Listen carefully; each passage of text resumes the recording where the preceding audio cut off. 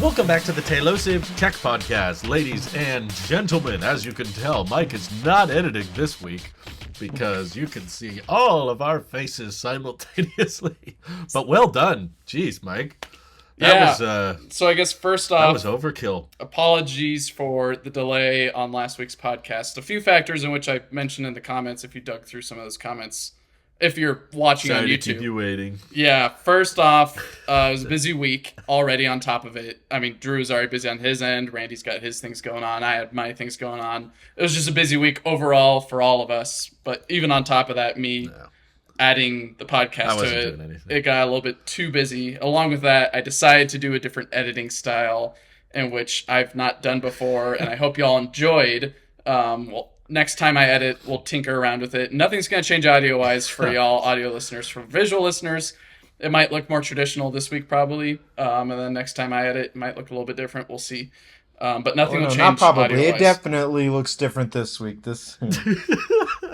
We read the comments. Some people are like, we mixed it up.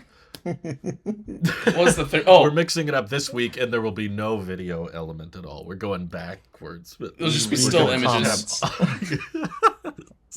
The third thing was we found a way to divide everybody. Right. Again. Third thing was Starlink. Unfortunately, even though that I'm using the mobile one at home and it's being deprioritized, it still has decent speeds. But when I was uploading both tech and EV, the speeds tanked to like 4 down and 3 up, which was pretty bad. So it took like 24 hours to get EV up, and it took 2.5 days. Yeah, like 36 to 30. Yeah, about 36 hours to get tech. I was up. shocked, and there wasn't too much difference between gigabyte wise. It was all at the end, even after it was all edited. It was all on Starlink, and Starlink was taking its sweet time. So hopefully Starlink speeds get better next time I edit and upload. If not, hopefully I'm in a different place where I'm not deprioritized. Otherwise, I don't want you to make excuses. You did great. I love the edit. I was actually like unintentionally getting hooked into the video. Like we had just recorded it, and I'm over here like, whoa, I'm invested into Drew's running through the Moss story because the editing had me hooked. So I'm over here like, whoa. But it was good. It was you did well, and to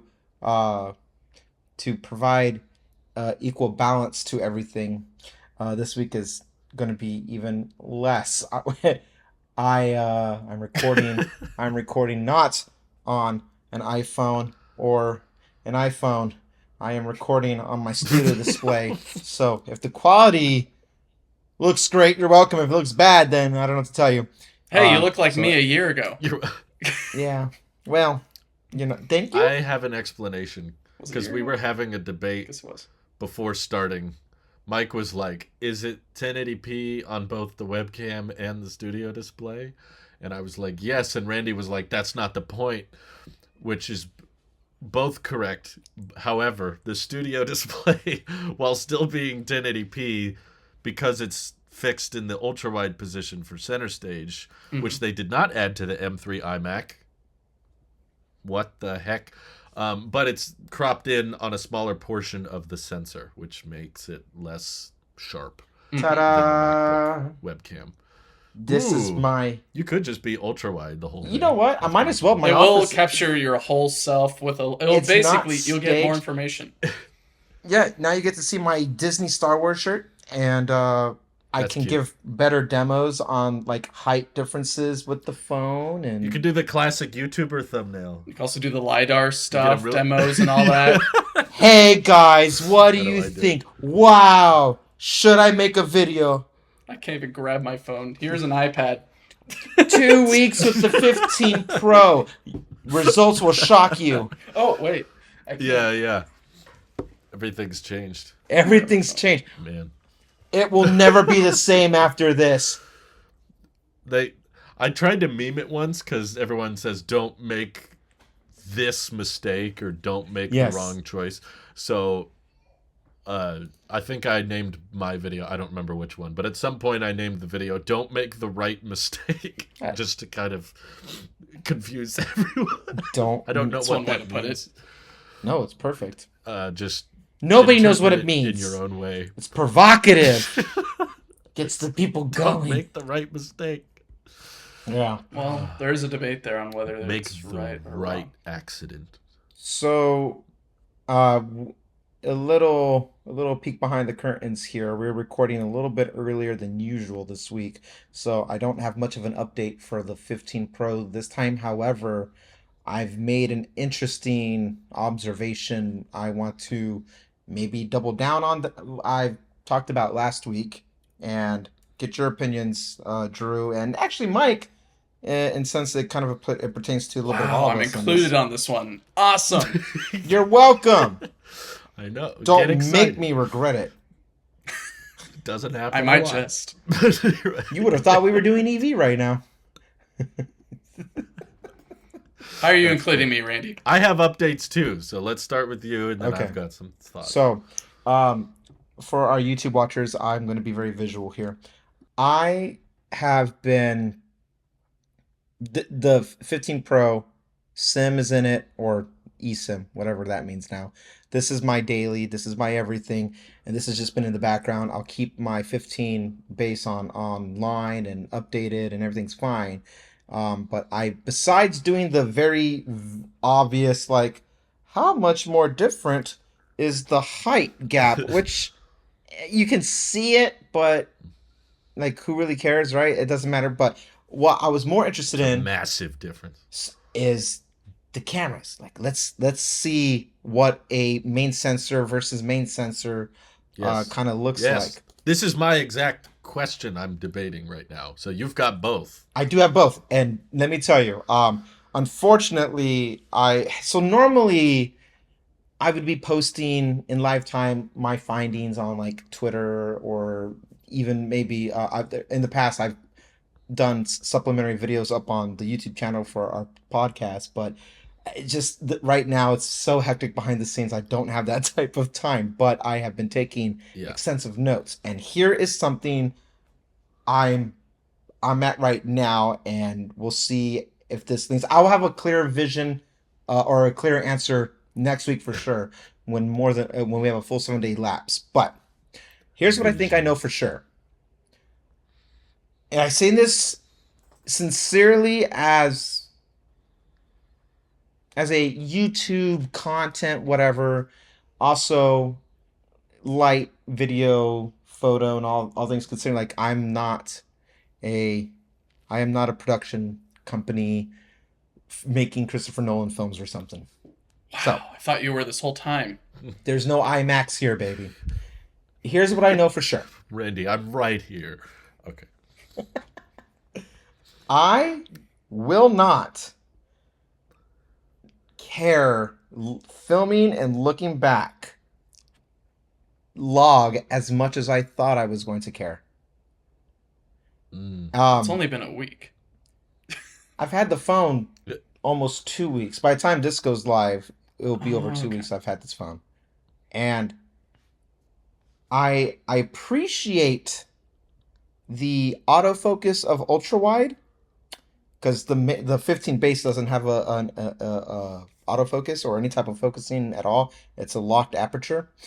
The ultra wide on the 15 Pro, which both of you guys, your ultra wides, you'll see this when you do it, and it helps with macro as well. But ultra wide will have a bit of an autofocus.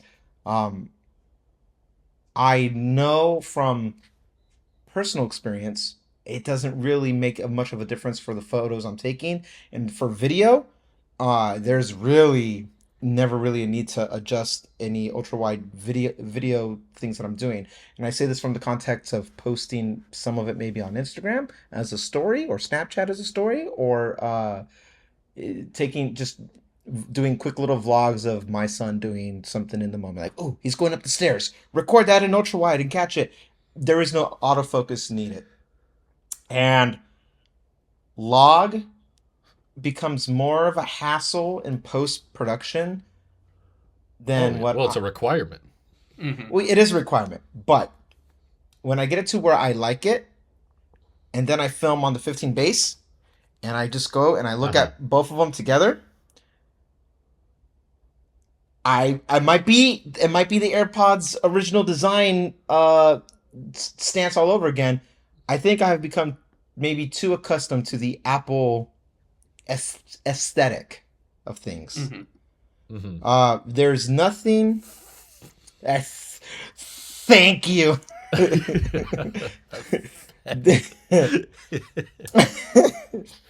I think I get what you're saying. So like log is good for work, but not for memory capturing. No, I think so. Here's where I'm hesitant on giving a definitive.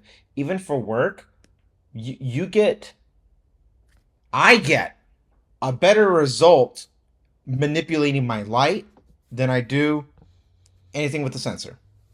That for sure, I know for a fact because I've done it with a lot of photos now, and I've tested it with videography. Once I auto lock my exposure and it doesn't get all weird and auto adjusting on me, I'm pretty set. I can manipulate my environment to match the auto lock for the exposure. And me using the Blackmagic cam, all that I already have like my presets in there. And where it would really be the most applicable for me is when I'm filming any type of B-roll for observations on tech, music videos. I'm always document. The thing about like as capturing life on a video and using it from a music video point of view is I'm always filming B-roll things to use in future projects. Like this will serve a purpose later. This will serve a purpose later. And I care more about mood and the aesthetic of like lighting than the actual sensor itself. Because I know virtually every person will watch it on a smartphone or at biggest a laptop. They maybe a person or two will watch on Apple TV, but I doubt even that. My content does not go outside of YouTube. At the highest fidelity, YouTube. At the regular fidelity, compressed, Instagram and or Twitter, right? Like all that stuff really doesn't matter. And it's got me thinking about appreciating the tech for tech's sake, but not really needing it, like ProMotion or always on display or all these other things. Thunderbolt, if that was to inevitably come to iPhone Pro, all those things are cool on paper and even in very high precision, like, oh, we got to film this thing. But in practical use day to day for what you need to set up, I think it's too much overkill, to be honest with you. I appreciate the RAM. It's never lagged. Everything is great about the phone, but it just might be too much phone for me. And I can't say it completely confidently because we're not there yet. But as I'm finding my observations with the phone, I am using more of the stock footage or stock processing of photography and less manual manipulating control in the log outside of focus or white balance, or not white balance, but exposure, like ISO and stuff like that. White balance, I let it do its thing because I don't want to mess with white balance. That's too much for me. But log for what it is, I manipulate the environment, and if it's going to be outdoor filming anyway, then I don't really need to go in and post correct things because most of the time outdoor there's enough natural light to help me capture the subject or the whatever I'm aiming at that point. So that's my observation so far, just shy of 2 weeks in, that it's great. I have used the pro features, but it might be a bit unnecessary for me. Yeah, I'm also more of a default Apple settings feature person, or at least I use what Apple gives me typically. I think the only thing that I've changed with the 14 Pro is have it on default 4K at 60 for videos. So that way, with HDR as well. Sorry, Drew. I like that. So that way it gets as much light in as well, and it looks all pretty and beautiful. Maybe some of y'all noticed that in last week's podcast for EV, because I think I shot that Cybertruck coming in with that setting. But I would think if I had the option for log, Randy, I would usually only enable it if I'm trying to get a nice landscape video or photo where I wanted to knowingly play with it later and be able Yeah. to get the specific image that I want. But typically, I usually just, like you, let the camera do what it's going to do with the default settings. And then if I want to tweak it, I can. But it's usually, as I think we've said in the past, it's good enough for most circumstances that we're going to meet. And I'm talking from a professional That's true. standpoint of like every YouTuber, for example, has a style, a feel to their videos. But when it comes to like in-home use, no, but even me being completely cognitively aware of what's happening, nobody cares. Like the amount of times I take a photo, it's just a little out of focus. And then my wife's like, "No, I don't even see what you're. Just post it. It's fine. It's good. Okay, all right, babe. Sure." Like in the individual stance, it doesn't matter. In a more professional, you're trying to execute the right shot. You know, it's not that it's a coin flip. It's just that the software is so good. The software is so good that I don't feel the need to really need to mess with it anymore. If you can control your environment, the lighting, the sound, as Drew was saying just a moment ago, like all that stuff that happens outside of the frame is more important than what's happening in the frame. Because you can always fix something in post within the frame. But everything happening outside of frame, that's where the magic happens. That's your Final Cut or Logic. That's your upload speeds. That's your anything, everything. As Mike was explaining about Starlink, like from cut to post and publish, there's a whole project timeline there that has to get done, and each one of those steps are vital. Every time we've missed the episode that didn't post or we lost footage or something, it's because something else in the chain had nothing to do with the camera sensor was compromised. So I find myself caring more about the outer frame elements of it than what's happening within the aperture. So that's my observation so far. Yeah. That's fair. I see where you're coming from. Yeah. Makes sense to me. I'm trying to justify, because one thing I really liked, and you're going to hate me for saying this, but one thing I really liked about the Pixel was being able to offload the footage through that higher speed USB-C port, which I know my Pro has, and literally nothing I try can actually take advantage of it. Like, I tried with the image capture, which is what everyone kept saying on Twitter to use. Just use image capture. It's this very, very old Mac app that I totally forgot about, that because it has a real camera on the icon. That's how old it is. And everyone said, just use image capture. It's fine. Just use image capture because the importing directly to Final Cut thing is very clunky. It's actually not even working right now. I was trying to do it while Randy was explaining his thoughts, and it wasn't functioning. Like I can't get the phone to show up, and simultaneously in image capture I can get the phone to show up, but then when you select the files to import, it doesn't give you a here's how many megabytes or gigabytes have been transferred. Here's the ETA like Finder gives you, which I do get when I use Android file transfer. And even when I do use image capture, it's noticeably slower. I can just tell on the speed that it is not using the full USB 3 capabilities. It's not importing very fast. It's taking its slow time. It's probably a software issue. It seems like Apple hasn't touched image capture in years. AirDrop has also been spotty for me, unfortunately. Wow. Where it's like halfway through a large video file, it just fails. And it just doesn't complete, and then I have to restart the whole thing.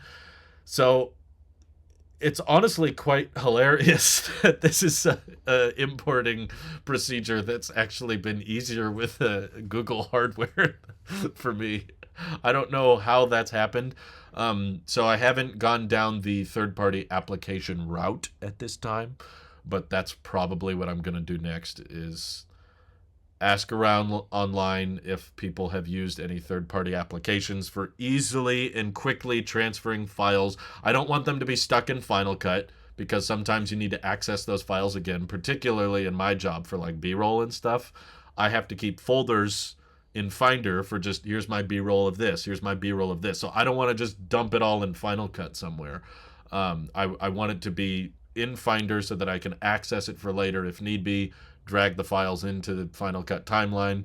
And even the importing directly to Final Cut thing also feels slower than before. It definitely doesn't feel as fast as just plugging in the external SSD. But it's a shame because I know the hardware is capable of doing more. Yeah. It's once again, Mac OS needs Mac OS. Is what I'm no. trying to say. If only there was an iPad to come in and take the fall for this. I know. Maybe the iPad's the solution. That's what it's all coming back to. One of the It'd be Apple so much easier to YouTube import. channels, like 9 to 5 or Mac Rumors, whatever. One of those guys I watch periodically. He's like very pro iPad Pro, and his whole workflow is based off around that. And he concedes that like I'll find it. I don't know, but he says that it's like, look, yes, there are workarounds. Who am I mad at? Yeah, he's an employee of one of those companies. He does their YouTube content, and he's like, yes, there's workarounds, but he's like, I love the UI. I love touching the tablet to move things around, and he's like, it works for me. I've had my workflow, and I was just like, man, of course it does. He's a journalist. You need a word processor. I was like, but what if he plugs in his phone? He takes this USB-C 3 point whatever and plugs it into his phone to the iPad. What if that works, Drew? What if that's the solution? What if they're purposely making Mac obsolete? I'll switch to a Pixel at that point. Oh, jeez. I wasn't expecting that. Since we're talking about switching to phones, was it nothing made me think about it again today with kind of adopting iMessage, which I want to get your guys' thoughts on it as well. That didn't click in my head. I hate that name. Nothing.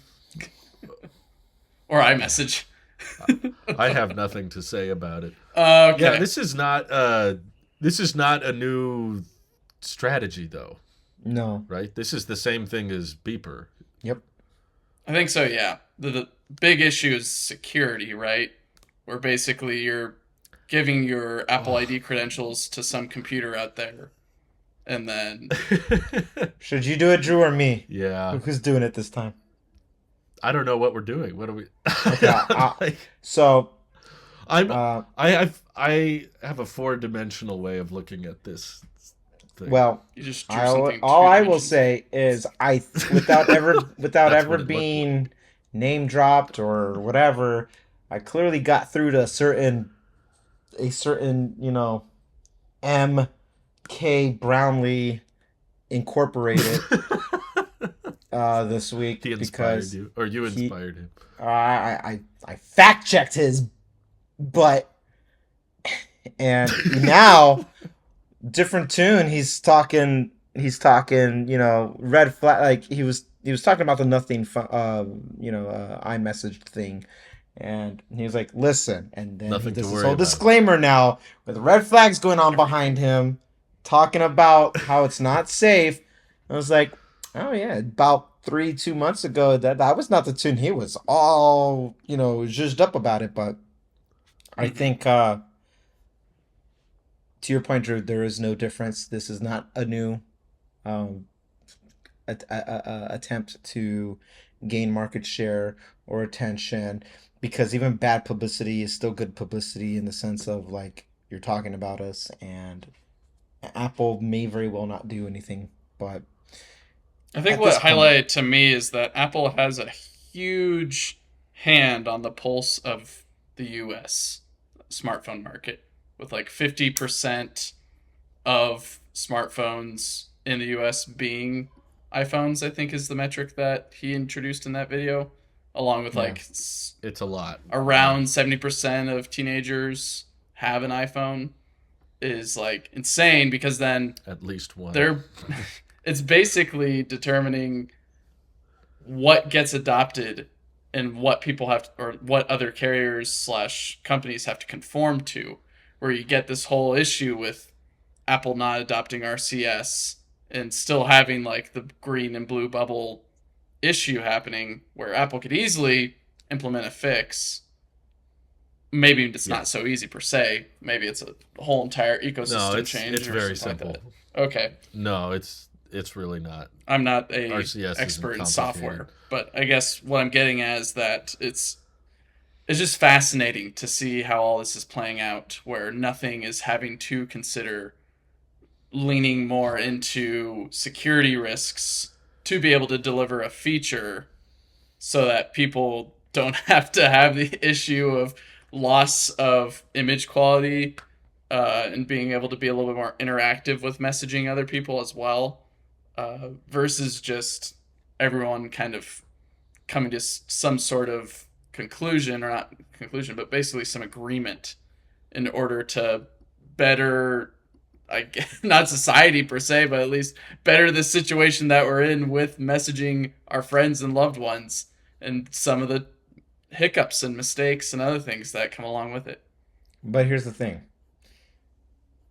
If you're on Android and you are just trying to use Apple ID to use iMessage, there's not much of a security risk that they are adopting as someone like myself or Drew, who use the Apple savings account through our Apple ID. Those guys, that's an afterthought for them. They're not embedded in the ecosystem as some other people would be. And like, that would be cool though. I'm just thinking now, what if you could access your savings account in the Apple Card through an Android app? Then what brittle walls this walled garden has.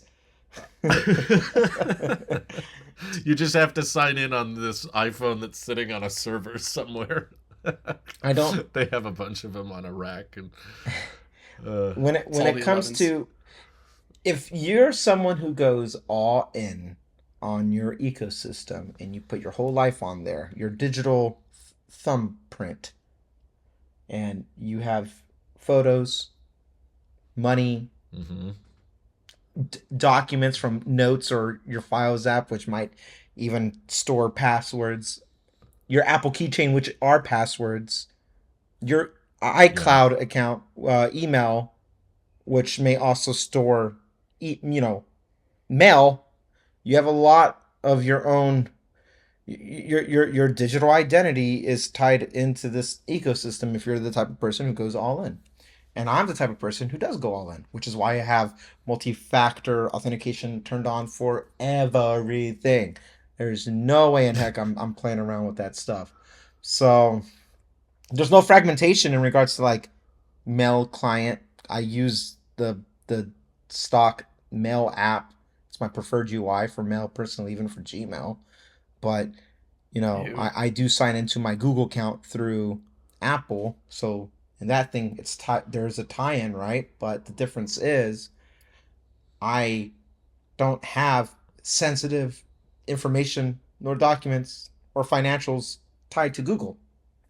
Mainly because it's Google. Like, I don't want, the same reason why it's not tied to Facebook or Meta, excuse me. Like, I don't want it. I barely got around to, I only started trusting Apple a little bit more. I say trust with an asterisk because of the encryptions that come with their in-house VPN and stuff like that for mail and things like that. Like, there's certain things that I have on there. And anyway, look, where I'm getting at is, if you're not the type of person who puts all your eggs in one basket into an ecosystem, you don't care about your security per se. No different than you don't care about pairing your Google account to YouTube, which is then linked to a Sony TV to watch something, and now Sony has access to all that information, all that data back there. You don't care because you don't really have much to lose, or there's not much at risk anyway. But whether you have anything to lose or not does not discredit people who might not want photos accessible to whoever, who don't want financials through Goldman Sachs now accessible, to whoever. Text messages, your it's your private, it's your digital home. It's invasive. My stance won't never change. I don't want to just invite anybody into my digital home and poke around my drawers or whatever. Like that's yours, and that's the security risk I choose to take, and that means I compromise on cool features that are just loopholes. I personally don't. I don't care. I don't care if there's any. If I have to release certain information to have a widget show my bank statement stuff on my home screen, at the risk of something being now viewable to the public, I won't use the widget. So I lose out on a cool feature that I don't care because for security purposes. It's the same thing. Yeah, I do the same. No different than your social security number or whatever. Like there's certain things I just don't do. Ta-da! It's a decent comparison. Yeah.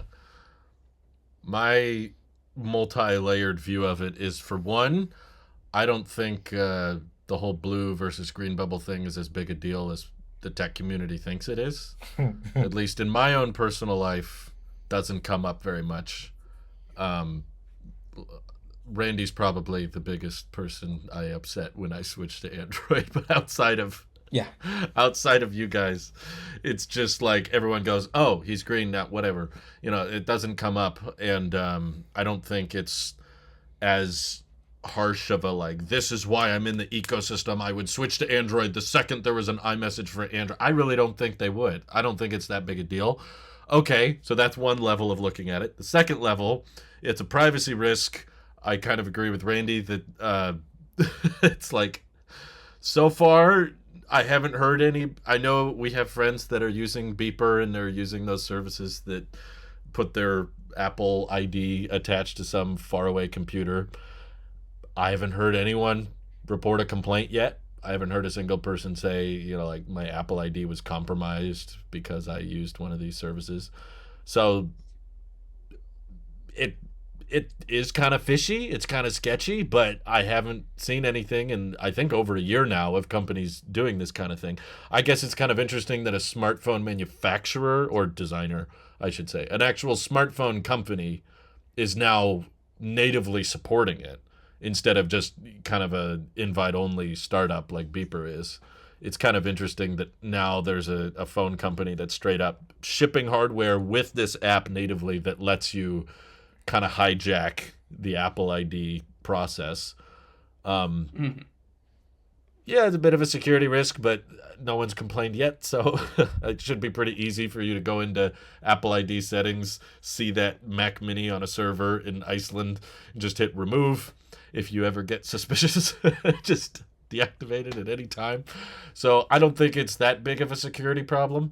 But my last hope as to why I'm kind of somewhat optimistic about them adding this is that it might actually push Apple to support RCS if they start realizing that so many people are going to start doing this non-native way, like hijacking the Apple ID, pretending it's another device.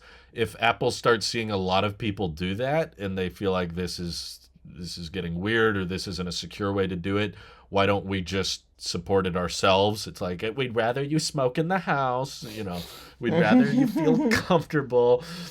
So just bring iMessage support to Android. The EU's, I think, actually going to make them do that anyway. And maybe if they see other companies kind of hijacking it, they'll be inspired to be like, okay, you know what? People are going to get iMessage on Android whether we like it or not. So we might as well be in control of it and get ahead of it than let everybody do this reach around technique. But so this might become big, but also short list scenario of kind of like what Tesla's doing with the NACS port, where we're not gonna see like, oh, RCS is NACS. Yeah. Right. Pretty much. Yeah. So I guess. So they're basically thing, though, really VW or quickly, Stellantis in this your whole situation. Comparison of something being compromised with security and nobody's complained yet. The emphasis is yet. nobody complained about Equifax or Experian or TransUnion until there was a data breach. Nobody complained about T-Mobile and all those accounts and all their PII, personal identification information, all their PII leaking. Nobody has anything to say until it happens. And why should you wait for something? The thicker the ecosystem is with Apple, the more is at risk.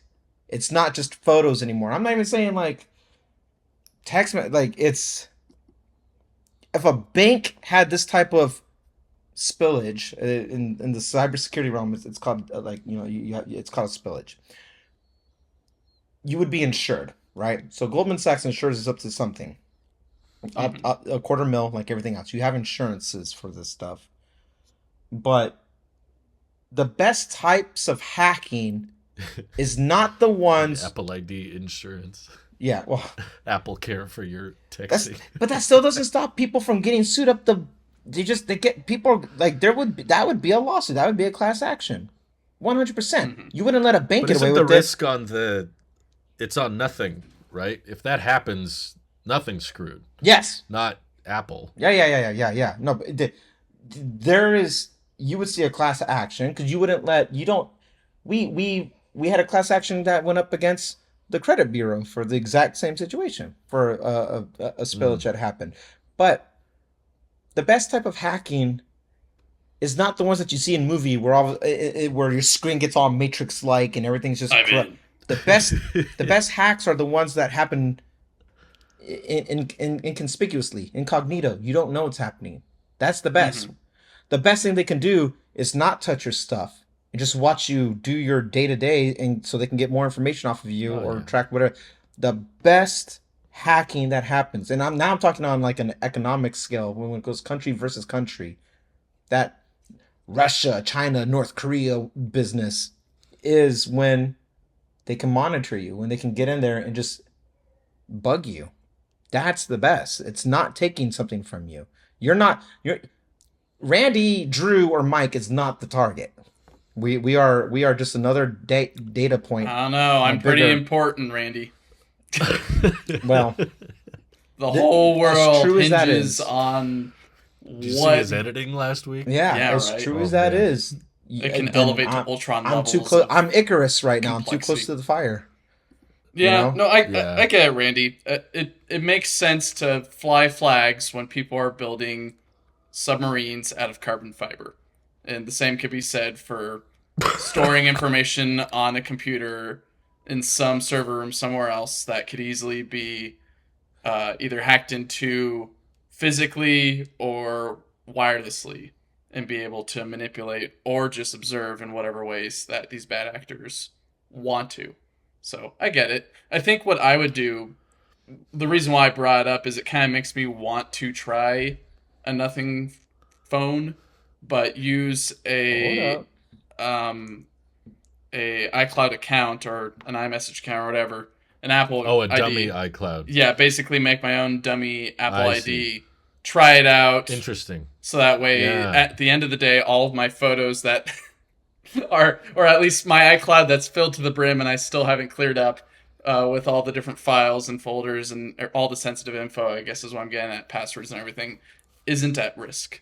Because it'll be on this dummy account where it's basically got nothing on it besides nothing.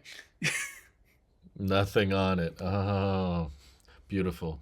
I actually saw someone bring this up, and I agreed with them on Twitter that the whole supporting iOS on Android thing, that helps iPhone users more than anything. I don't think that really helps the Android user all that much. After using the Pixel with RCS, and I have a few friends and family members that are on Android as well, and I started texting them, and once I realized, oh, this is RCS, because it wasn't through like Messenger or any kind of Telegram or any DM service, but I was still getting the delivered red receipts, and then the emoji reactions were working and everything, and I was like, oh, okay, so I'm texting my uncle through RCS right now, and I was like, oh, this actually works really well. And I'm in group chats with lots of different people that it's all iOS based. But Google at least on the Pixel. I don't know if it's like this on all Android, but with the case of Google, when someone was doing that whole like liked to and then the quotations around the whole message, Google addresses that. They're already fixed that. Like it turns it into an emoji. It doesn't send the whole paragraph a second time. So I was like, okay, the whole you broke the group chat or like the reactions don't work anymore. That's only affecting the iOS user. That's not affecting the Android user all that much. Mm-hmm. So by you supporting iMessage and therefore not breaking and causing all those bugs within the iMessage chain, this is just a lot of work that nothing is having to do to make iOS users not realize that they're texting an Android user. Like, Mm-hmm.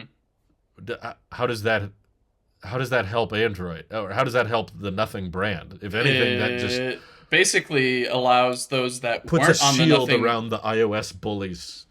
Yes, but what they're recognizing, I think what MKBHD highlighted pretty well, is that there won't be any want or need to check out Nothing, the new kid on the block, unless they're basically yielding or not bowing per se, but at least allowing some seamless interaction to occur, and for them to just stick with RCS at least looks on the iPhone side of things or the Apple user side of things as clunky, because you're seeing green messages and all that, where allowing this handshake to occur where the iMessage stuff is going through, and there's not that much difference between it on this messaging service, you're going to see a lot of people be like, oh, it does the same thing as iMessage, like I have on my phone and I can send photos and it all looks good. Maybe I'll take a look at it. Maybe I'll give it a try. It might be a little bit more alluring just because it has that feature, and that's what the US seems to be based on, is can I see photos good, and does it have all these funny reactions or anything else like that when I'm messaging my best friend or anything else? If so, then it's like, okay, maybe I'll give a look into it. Otherwise, doesn't make any sense to put yourself outside the walled garden unless there's some walled garden-esque stuff going on that agrees with the big walled garden that is Apple. I see what you're saying, as in a way to allure people over. It's like, it won't break your ecosystem that bad. Yeah. But I don't know. I still don't think that many people are gonna. I'm potentially I one don't of think them. it's as. It's gotten me thinking, especially with this Yeah. update of being able to support it. It's just, I'm not going to put my own Apple ID at risk. I'm going to probably put another one at risk if I go through with it. Well, So, exactly. technically, they didn't get me in. I think fully. that'll be the narrative around it. Yeah. Yeah.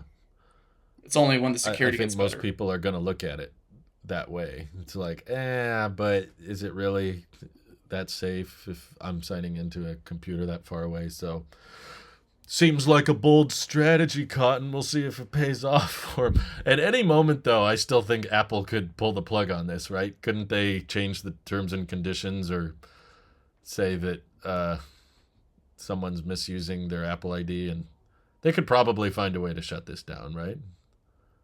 Most likely, yeah. I think so, if they wanted to. But will they? Is it worth their time, I guess? Are they interested in fighting that battle? Or are they more interested in doing something else? It's a good question. I mean, they've done worse for less. So jeez, they have I though. guess so. They've Apple can afford to get petty, you know.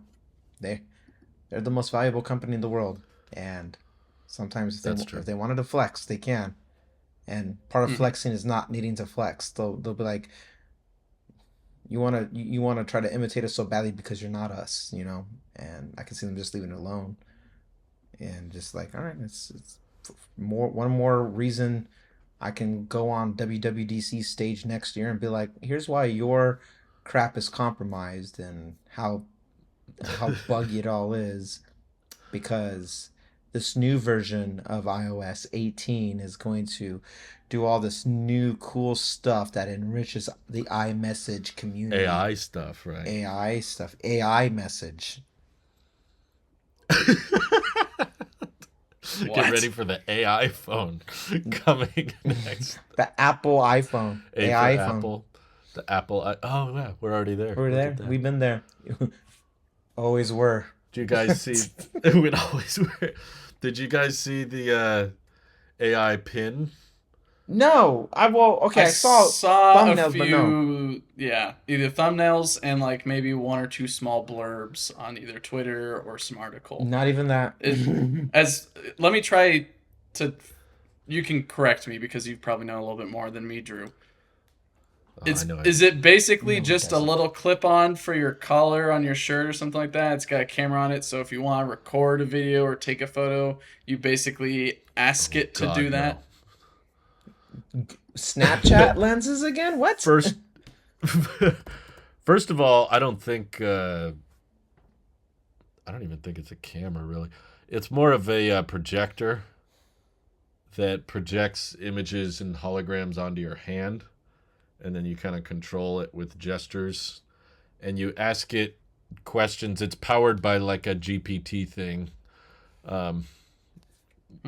But what's hilarious is they uploaded like a 10-minute announcement video, and they've been teasing this for several years. These are all former Apple employees that started this company, and they want to like replace the smartphone or rethink the smartphone. They're trying to do a next big thing type move, which is always funny to me because it never works. It's like everyone wants to be Steve Jobs and they can't. And that doesn't come from a discrediting point. It's more me just trying to hold up the fact that the smartphone was a very rare and very special thing, and it's not repeatable. It's not something we're just going to get another iteration or version on in the not too distant future. But yeah, it kind of sits a little lower on your clothes, and yeah, it does hand tracking, I suppose, but you talk to it and ask it to send texts and calls, and there's optional charge pads, charge cases. It's $700 and requires a $24 a month membership. Oh goodness, what is this thing called again? For T-Mobile, it's called the Humane AI Pin, and lots of people are talking about it. Right off the tongue. I see all of this stuff collecting. Well, the hilarious part I forgot to mention is in the 10-minute reveal video, they ask it several questions to kind of prove that it's like, AI powered, and it gets multiple questions wrong. Oh no. Which I thought was hilarious. But just because it delivered the answers confidently, it seems impressive. Because they asked it how much protein is in this handful of walnuts, and apparently the number was way off. And then they asked it when the next visible eclipse was, and the date was like several years off. So everyone is talking about like, okay, so the unveil video is either just edited poorly or the AI is not that great in the first place. Mm-hmm. The problem is I think they're trying to... Oh yeah, it doesn't have apps either. It just has AI experiences. So basically, you're wearing ChatGPT on you that has some interface that is a projector. There's a little bit of an interface. A lot of people compared it to a watch. They said it's kind of like an Apple Watch that projects onto your hand. It definitely looks like an Apple Watch. It somehow attaches to your clothes. I guess you probably put a magnet on the other side of your clothes or something like that. Yeah, there's like a clip or something, but I don't know. To me, I looked at it and was like, this is the kind of thing that's going to be collecting dust in like 6 months, maybe less. The problem is there's so many people that are like trying to combat smartphone addiction, which is a real problem. I acknowledge that. But things that are non-addictive have a harder time catching on, which is unfortunate, but also just the way the market works is like, okay, there's less things to do on this, which means that I'm not going to use it all that much, Mm-hmm. So I'm fairly convinced this is a dud and it's not going to go anywhere. There's a few people in the tech community that are interested in it, but that's, I think, about it. I find it interesting that it's got an LED on the top of it. I'm looking at their site right now. and there's an LED above the projector uh, sensor or whatever it is that has different colors for different things, which I like, but it's not obvious to like the person that doesn't have it on but can see it on you what it's doing. Where like green means photo, and Yeah, it's like it's letting you know magenta the camera is mean active, but right, and magenta means what's another phone. person gonna know that? Mic Yeah. means orange. Scan, whatever scan is, means white, or white means scan, and then rainbow is powering on. Like, if you're the user, at least you kind of know what's going on, but like you're not even looking at that LED. Someone's gonna have to see that on you while you're in public, and then go home, try to figure out, like, oh, I saw like an No, orange they're not light on gonna it look or that something. up. Well, yeah, even so, like, They don't know. I guess my point is like, how do you know whether this is a camera staring at someone or not? And it's got like an LED on the top that isn't red, indicating usually by most things that it's recording, if it is recording. And if not, what is it doing? uh, it's just funny that it's in the, they have a trust column or section for their site. Yeah, Which yeah. It just confuses me on the lights and all that. That's just my first impressions. I think it's a really cool device. I don't know about you, Randy. Oh, I think it's that a makes one of neat, us. curious accessory.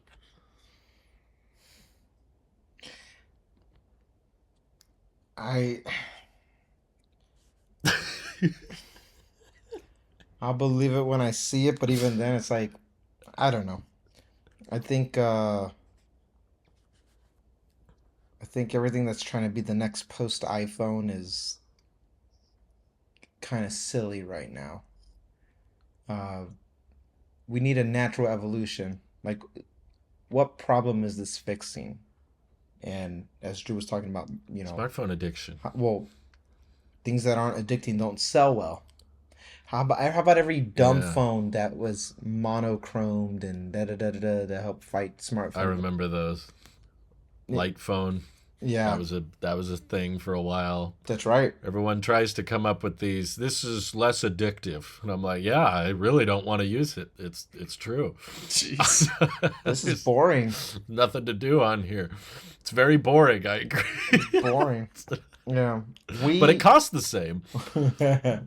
we have an iPhone. We have a It'll smartphone that came. all the same expense. Smartphones came around because that's where the technology for the internet was heading towards a more portable, mobile experience. We went from desktops to laptops to phones.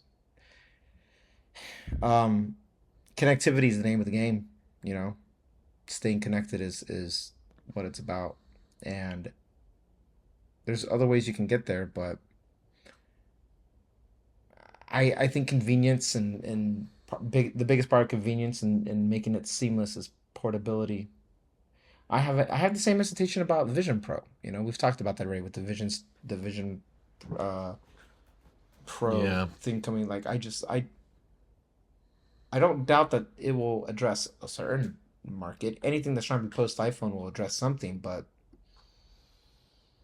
it's not it's not the masses. It's not going to be. Can grandma go use this thing intuitively? Can my 11-month-old son use it intuitively? Remember the old story? Steve Jobs gave a kid from a third world country an iPad, and he just intuitively knew to touch it and swipe it. That was a story that happened a Hmm. long like I think it was the very first iPad, and uh, this kid, no grasp or comprehension of technology, just knew to touch the thing. It was very inviting and to interact with it, and he was using it as if he had known how to use it for years. Um, that's the intuitive sense that I referred to. That state of being able to just understand it. Can an 80-year-old person and a 3-year-old mind, can they both grasp it under relatively easy?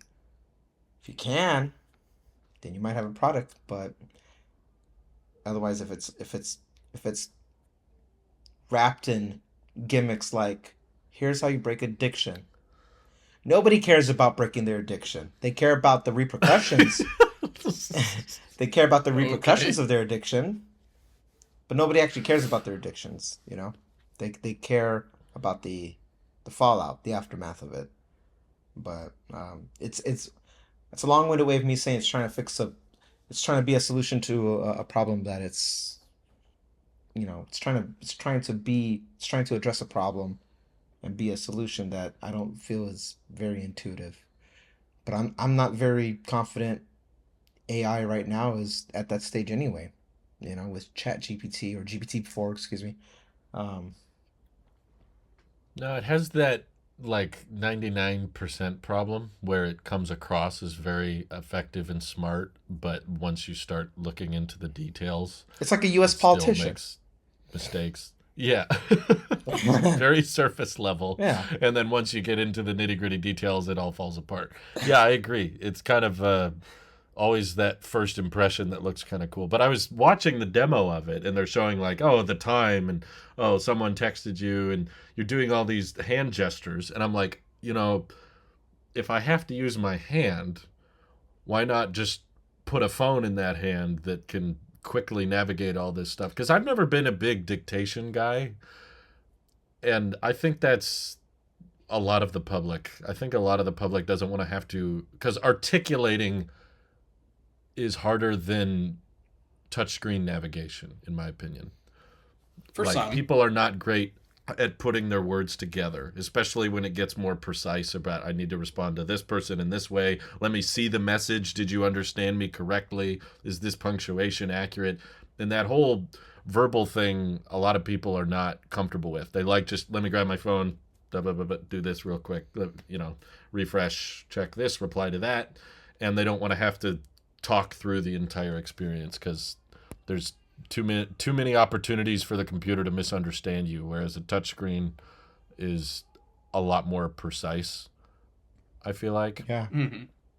I've found that dictation helps when my hands are busy with something, whether I'm cleaning dishes or dealing with something dirty and messy and I need to message someone back.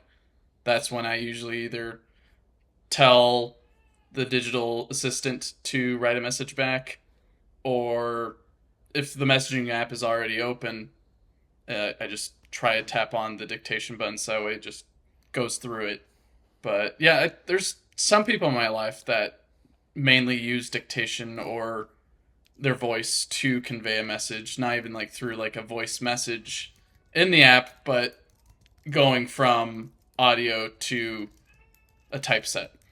But yeah, I would agree. It's not as popular just because we haven't seen it that much as well.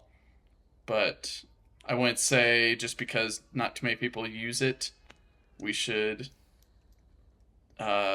basically ostracize, well, maybe not ostracize it, but like dismiss it. I think maybe being a little bit more creative, or a little bit more making it easier or a lot more natural to use that type of communication is the key, and to make it a little bit more welcoming, or just decreasing the barrier to entry is what I'm getting at. I get that, but I mean 10 points for creativity, but to Gryffindor. 2 points to Gryffindor. I give like 2 points for functionality, 1 point for business model, because if the goal is to increase the barrier to entry, then $700 with $24 a month required payment on top is not a very low bar, in my opinion. Like, that's not, I don't see this catching on. I just think that engineers got too obsessed with the concept of reinventing, and Apple's kind of the company known for 1,000 no's to every yes, and in my opinion, this should have been a no. This is one of those, like, I guess I could easily see this getting stuck on or being left on my jacket, and then I throw the jacket in the wash, and then I forget about it until I open the wash, and it's like, oops, that's where it went. Because I've done that before with headphones and all that, and sometimes I get close to doing it with my AirPods. So for something to be the same size or even less weight than my AirPods and just be able to be clippable wherever, and I just forget about it because it's supposed to be that integrated into my body per se. That's where I'd have a little bit more worry about ruining a, what'd you say, a $600 device with $20 700, well, whatever. Yeah, so I'd agree. It's not cheap. I think it's or you can get an Apple Watch Ultra and then clip it on yourself with the watch band and get a little pin. There you go. Just wear it. That too. Why do you need to wear it on the? I don't understand the only advantage to pinning it to the clothes is just the projector, but you can just look at your watch screen and then it's right there. Wasn't the watch supposed to help combat smartphone addiction? I don't remember that, but yeah, wasn't Apple Watch supposed to be post iPhone? Look how well that's gone. I think it's meant to be an accessory like a watch. They always looked at it as an iPhone extension, not a iPhone replacement. Mm-hmm. I think if they made it so that you can do everything on the watch without having to tie it to the phone, that's when I'd probably agree, Randy. Otherwise, it seems very much just like a iPhone dependent accessory. Well, it can take calls if you put a new number on the watch and then text messages. So well, you still have to tie it to a phone, though. No, not the watch itself. The watch would have its own phone number. But it won't get a cell plan without a phone already on it or connected to it. Just grab one of those nobodies from the Visible plan or whatever, and there you go. Right. It's a new cell phone network by Nothing. It's called Nobody. Nobody. That's their cell phone provider. I don't know. I think it's the whole, like Randy said, on the App Store, everything has AI. Just for the sake of a hype. They're just trying to they're trying to go viral, and I don't think it's working, personally. I think they're trying to find trying to leapfrog all these other tech companies. We're trying to skip to the next big thing before anybody knows what it is, and it's like, didn't we try to do this with crypto, and you saw how that turned out? Yeah, thank you. That's what it is. We had crypto, then we had NFTs. Now we have the AI pin. Well, AI. You touch this thing, and you talk to it, and it's the new thing. It's the new big hype word right now. But I just want to date myself in case it does take off. I want to be on the record that I was one of the people that doubted this technology, that did not think it would go anywhere, and we'll see who's. I don't know. I feel like anytime I bring it back, then it'll be a year from now, and I'll say, remember when I said that wasn't going to take off? And people are like, oh, no one's talking about that. It's not relevant anymore. And I'm like, exactly. That's my point. But it won't matter because everyone will have forgotten already. So how's Threads doing, by the way? Still alive. That's a thing, isn't it? Mm-hmm. I use it maybe 1 or 2 times a week. I should get on there. What do people talk about on there? The fact that they're on Threads? No. At least the people that I follow are either those that are actually being a little bit more exclusive with their posts to Threads. That's fine. Or it's basically the same stuff that I'm seeing on Twitter. Like, I think Discussing Films is one of the people that I follow. And it's pretty much the same thing either on Twitter or on Threads. It's just new leaks and or news regarding some movie from Marvel or Star Wars or sci-fi thriller or anything else. So it's still thriving, but in terms of growth, or at least in terms of like new features, I haven't noticed anything per se besides being able to zoom in on a photo and it not pop back to the original size, which is nice. It actually stays at the zoom level that you want rather than being able to zoom and pan around to look at someone's photo. So it's just I had heard that one more platform like everything else where it's just posted here. It's just one more thing. It's nothing. Another thing to post to. Mm-hmm. It's I see. Okay. I've heard now you can delete your Threads without deleting your Instagram. Oh, really? I did not know that. Finally, now I can leave. Wonderful. But now that I That's the new can feature. leave, sorry, They made it I easier don't to know leave. I don't know if I want to leave now. Now that I can That's go. how they get you. It's the whole Netflix approach. We're gonna increase the price. All right, more people. Maybe they'll take my $8 for the rest of forever, and I can't do anything about that either. Right. Netflix would have been way smarter if they let you lock in your legacy pricing. That's I something think that that would have I'm made way dealing more with right people now sign with in. Disney Plus. They're increasing. I think did I mention this in the past? They're increasing my annual payment from like $79.99 to $139.99, Whoa. and Whoa. I cannot Really? justify. Yes, That much? yes. They Is said it on December 3rd or 4th we're going to be increasing it to $139.99 a year. $50? That's like a 80% price hike. hmm Ooh. It's kind of Man, insane Bluey must enough be to where popping right now. that's why I don't want to leave.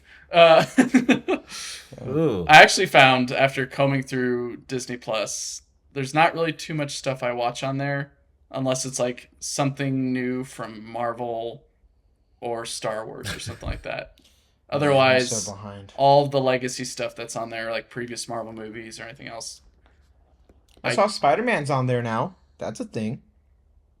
not the That's newest one, but yeah, that's why they got finally, price I think hikes going on, because they're trying to they afford to finally got get. Sony Oh. to agree.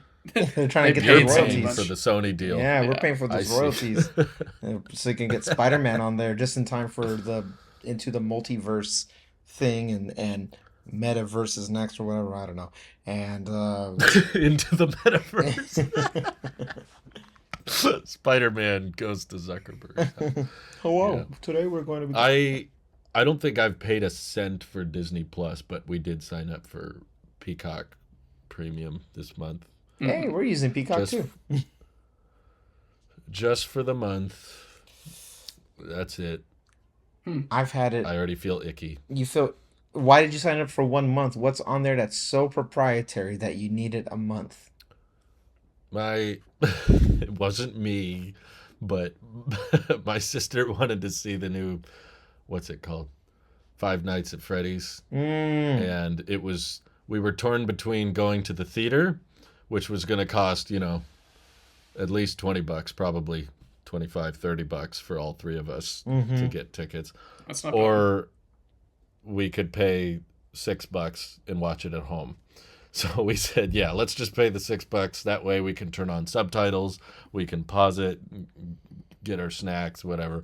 So, and there's a bunch of other stuff on there. So I did the whole anti-movie theater experience and just watched it from the comfort of my home and saved a lot of money that way. And we get a few movies and shows we wanted to watch that are also on there for the month. But yeah, it was...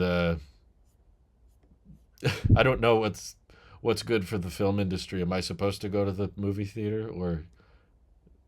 Yes, because then it probably means that we don't get the whole cable resurgence wave that we're getting right now, where everyone's so dependent on these streaming services that it just becomes cable part 2 or cable 2.0, where we're just getting ridiculously priced out of these packages of content that sometimes And that stops if I go to the movies? it If there's decreases a- the dependence on it. If there's a cable 2.0, cable 2, there's gonna be a Pirate Bay 2.0, and I get that much. I guarantee. I think there already is. Yeah, That's probably happening a lot already. there'll be a Web 3.0 version of it since everybody wants to do that so bad. At least Yeah. with a lot of You're these going to be able to buy The Matrix as an NFT, the whole movie. kind of Mr. tying Anderson. these things together with actually it came up in my mind when I was watching MKBHD talk about the Nothing Phone adopting some iMessage features along with being priced out of Disney Plus per se, me not wanting to pay that. YouTube decided to add pop-ups now to videos, which I didn't know until watching that video that MKBHD put out. where it started recommending on the bottom left of the video, do you want an iPhone? Here's a deal on an iPhone for this price. And then like you hit the ellipses to increase whatever, if you want to go to the page or if you want to remove or get rid of that little widget per se. And I'm getting a little bit annoyed by it now, to where I'm getting so many ads on these YouTube videos, and now I'm getting widgets while just trying to watch something. And even for like very short videos, I'm getting crazy long ads that I'm not too sure what to do, because I don't want to give them money with YouTube Premium, because there's also been reports of YouTube Premium people seeing ads. I haven't seen one. Who said that? A couple people on Twitter have reported that. Which, show me. I will give me time and I'll look it up. I remember seeing it multiple times, but I guess I haven't gotten one, just for the record. That's all I'm saying. It's been clean. Interesting. My ads are in the form of sponsorships. Okay. But that's inevitable. I don't watch those people. I just stop watching. Just turn them off. Right. I guess what I'm getting as, are we in this adpocalypse where even if we pay money, we still get ads? That sounds like a bug to me. I don't think it's an official thing, because there'd probably be more backlash from it. But yeah, everything's getting more expensive, of course, because the industry's kind of shifting towards a more membership-based model. But at least most sites seem to still have an option for a higher tier with no ads. But the question becomes, what is it? At what cost? How much are you really willing to pay to get rid of those? I mean, YouTube I watch more than anything, so I'm totally fine paying with premium, because at least I know it's going more towards an individual, whereas with a big studio, you're paying just to this big brand, this big corporate entity. It doesn't really affect the livelihoods of the people that worked on the show that directly. Mm-hmm. There's a disconnected effect, but with YouTube, it's very direct. It's just straight up like, if this video does well, they will make more. If you watch it with premium, they'll really do well. If you watch it with an ad blocker, they won't make anything, whereas it's not exactly the same situation with a streaming site. They kind of have rules, and they have to get paid a certain amount, and they argue about what they get paid. But or they go on strike. Contracts in place. They go on strike. Yeah, if they argue about it, there's going to be an official what do you call it? Restructuring? Restructuring, thank you, of the contract, so that they know exactly what they're getting paid. Whereas content creators we can't do that. We can't go on strike with YouTube. You know what? We're not going to upload anything. YouTube'd be like, okay, bye. Have fun. Good luck with organizing that. Yeah, we're going to go to our own site. Please do. That would make it easier on our servers. Thank you. Bye. And I don't even know who you are. We just kind of take what's been given and live with it. Yeah. But I'm sorry you got an ad. No, I just... You should probably go see a doctor. I appreciate about that. Yeah, you talk to your doctor. I'm working on it. I guess what I'm getting is it's just a worry of, like, for those that don't pay for premium are now getting, like, pop-up ads on the smartphone that you have to actively hit the ellipses to dismiss, and it'll just pop up later. And then it sounds like even for those, for some selected individuals, even if they pay, they're still getting ads. And even like on like Prime or Disney Plus, I go to select content to watch, and then it's just a commercial for some other content on the site that you have to hit skip anyways. It's just like no matter what, something is being peddled to you. And it's getting a little bit annoying to me at this point. Like, I understood it at first, but now I'm kind of getting tired and worn down by it. And I'm wondering if I'm just going to become a hermit at some point with not wanting to pay for any streaming services anymore, because it's basically felt like it's become cable 2.0. And then even trying to watch stuff on the internet like YouTube or anything else like that, I just get thrown at like 12 different ads in 3 minutes. I hope Spreaker puts an ad like right now. Like in the you would do that. This. It's not Spreaker putting an ad. You know it's what you the putting an ad is? in. You are the problem.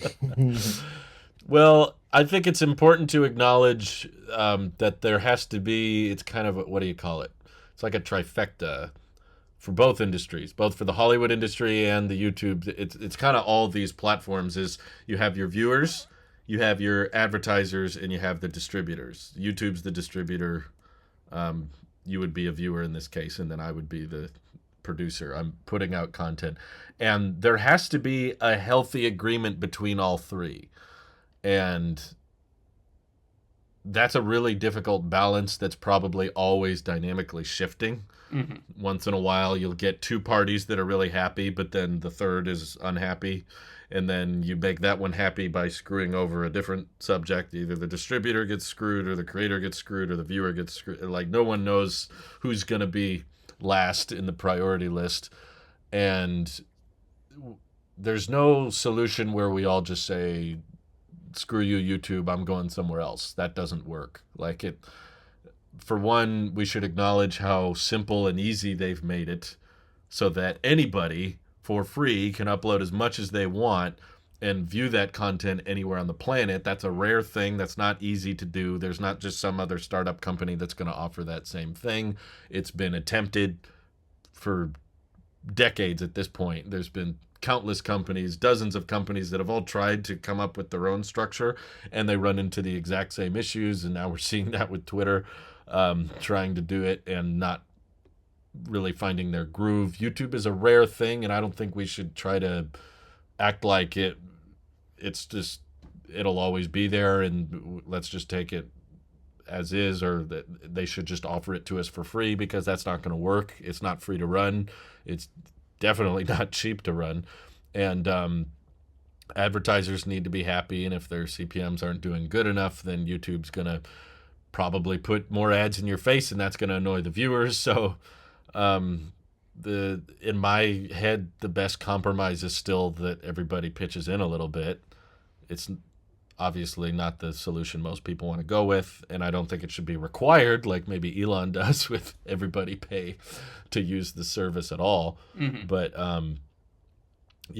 figuring out that balance is a constant battle, and I don't think it'll ever stop really.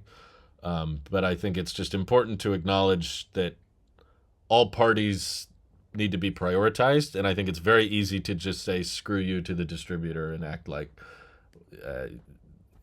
YouTube wants to make money. What's wrong with them? It's like they need to make money for this to continue. I would like this service to continue, and I don't think there's going to be because what happens if you go outside of it is that the creators are going to have to find revenue through other means. Mm-hmm. It's if you go to some other site that's not YouTube, or you go somewhere else and the CPMs aren't going to be good enough from the advertiser revenue because the advertiser is not going to get as good a return on their investment as YouTube, then the content creator is just going to tell you to go to their Patreon. So you could replace it with YouTube wants you to support them, or the content creator wants you to support them. And then every creator you watch is good. You have to keep hearing the same thing. And it'll get worse if they don't have any ad revenue coming in. Then it'll start to turn into, okay, you can only watch my content if you sign up for this. I have to come up with more exclusive content. Otherwise, I can't make this pricing structure work. So putting a little bit of money towards it each month, in my opinion, is probably the easiest way that everybody gets by. But I don't know. Says the YouTube employee, but I get it. I'm very biased. You're correct. I have the most to gain and the most to lose from this system not working or working. So, yeah, I agree. It's a skewed perspective. Okay, but so I'll just give my next paycheck to you then, Drew. So then that way thank you. I can at least watch something. I'd appreciate that. Thank you. Awesome. All right. Do you guys have any final thoughts before we wrap up? titanium is worse than aluminum. I still like aluminum more. Yes, it is.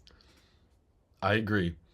As a titanium owner, I very much agree. It's 15 is the lightest, most comfortable feeling. This one is just trying to be premium in a non-premium world.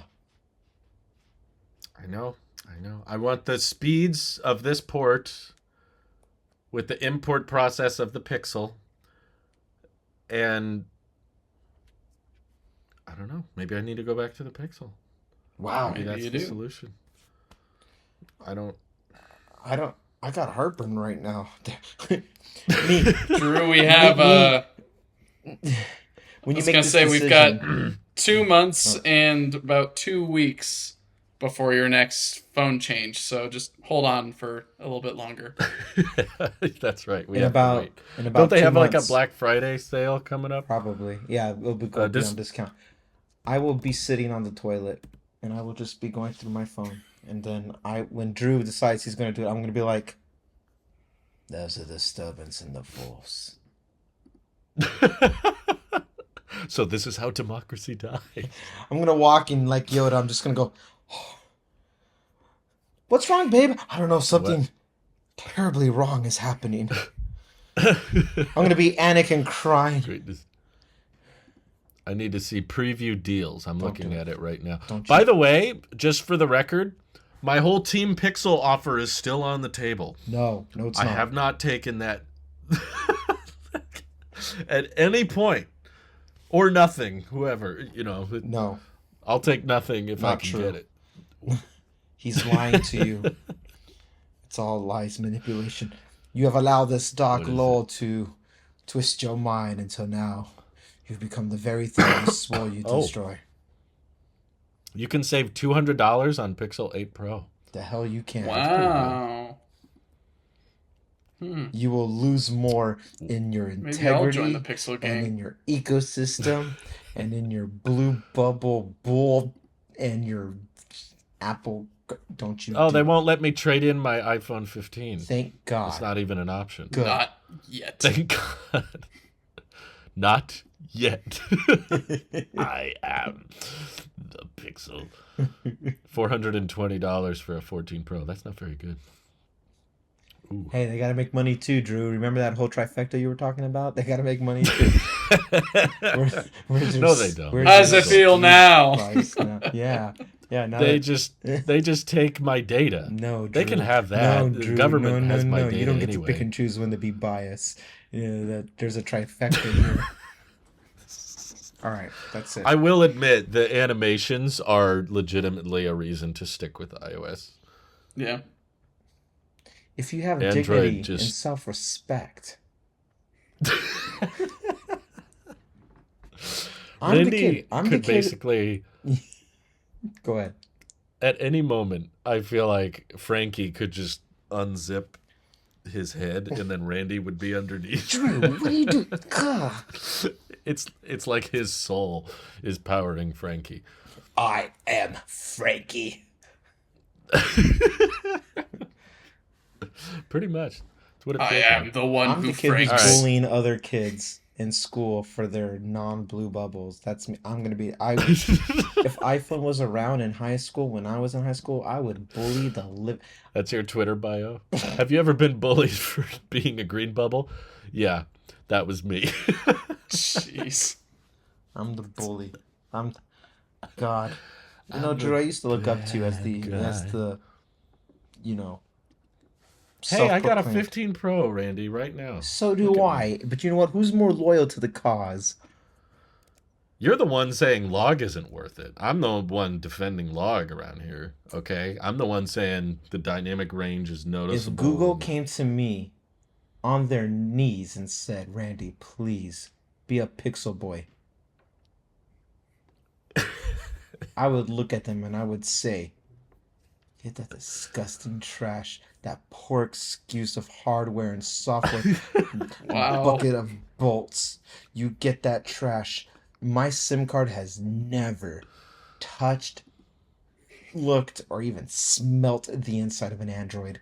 and it Why never is this will feel because racist? it's dead. Because it's Smelled. dead.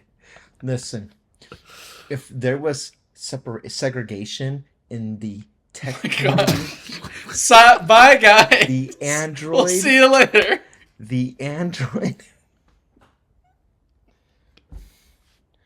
I will raise my son to be the greatest, proudest. I know what World War III will be about.